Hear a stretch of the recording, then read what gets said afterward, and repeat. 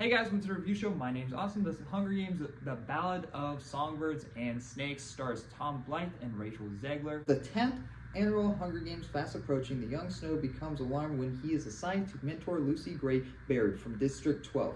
Uniting their instincts for showmanship and political savory, they race against time to ultimately reveal who's a songbird and a snake. The Hunger Games, The Ballad of Songbirds and Snakes. That's a very fucking long title. Hunger Games isn't something I would really watch, like the franchise as a whole. I wouldn't really watch on a regular basis, but I enjoyed the Hunger Games movies. I liked the first one a lot, and the second one was really good. My least favorite one out of all 5 of them now is part 1, the Mockingjay Part 1. I just found it dragging a lot. It was the same thing with, like, you know, when it comes to Harry Potter, the Deathly Hallows Part 1. I do like this franchise a lot, so it's very interesting that we are doing a prequel of Snow that is played by Tom Blythe, who does a great job at playing a young Snow. I didn't rewatch the original Hunger Games before this to get a good idea how the older Snow act, but he did a good job of portraying of a guy who wants to do the right thing, but also wants to keep order and does anything really to save his own skin. He plays that role really well. And we do get to see a lot more of the capital in this movie. He isn't like a rich guy. He is and he isn't really a rich guy. There's even different levels when it comes to being in the capital. You have the really rich people, you have the middle, ground, and actually you have somewhat the poor who are not as poor as it are when it comes to the people in the districts. And so they even have their own levels. You get to see from his own perspective when it comes to being in the capital, and it was really cool to see that. It really pulls off every scene very well. When he is hurting, you feel it. He just shows it really well in his performance and on the screen. And we also have Rachel Zegler's character, whose character I can't really remember, Lucy Gray.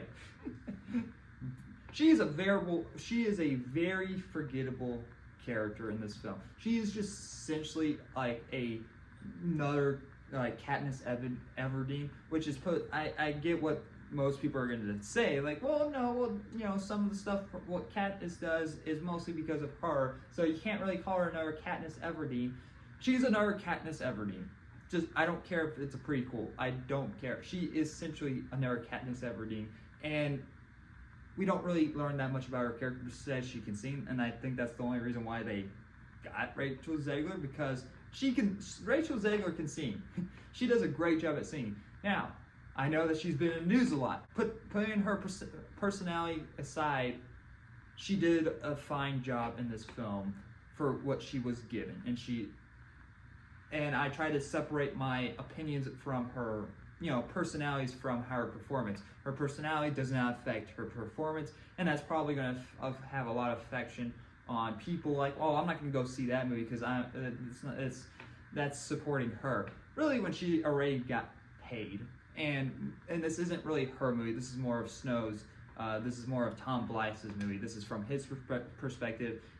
But I do wish that we got a little bit more of Rachel Zegler's character, because she has an interesting turn of events that are very important to to Snow White's uprising and basically just saying fuck this world. And she is a very important character in his past, and I feel like they should have dived a little bit more into that. Peter Dinklage is also in the film, who is just great, which you guys already know, because Peter Dinklage, he's always great in anything that he is in. He plays Casca, who is the original maker of the Hunger Games, and he's also kind of just there, but he has a very interesting turn of events by the end of the film, and has a very interesting thing that he does trying to do in the background. Really, he tries to stop some things, and it's he has an interesting story, and I wish I can go into a little bit more, but it's really spoilers. but he has some connections when it comes to Snow and his past, really, when it comes to with his father. Viola Davis is always fucking great.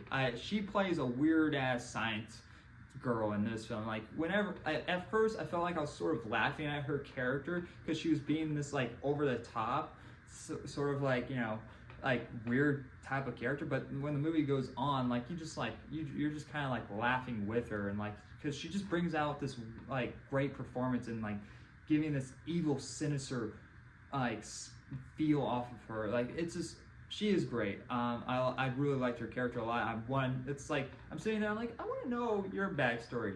She has like some weird backstory that happened to her. I'm gonna give The Hunger Games: The Ballad of Songbirds and Snakes a B-. Go check it out if you guys haven't already. It's a really good movie. It's a long one, but it's a really good movie. And if you guys enjoy the previous Hunger Game movies, and even read the books, you guys are most likely going to enjoy this movie a lot more than I did. But yeah, let me know what your guys' thoughts on the Hunger Games: Salad Bird and Snakes. I'm already forgetting the title. But yeah, let me know in the comment section below your thoughts on it. Thank you guys very much for watching. Like always, I'll see you guys in the next review. Bye, guys.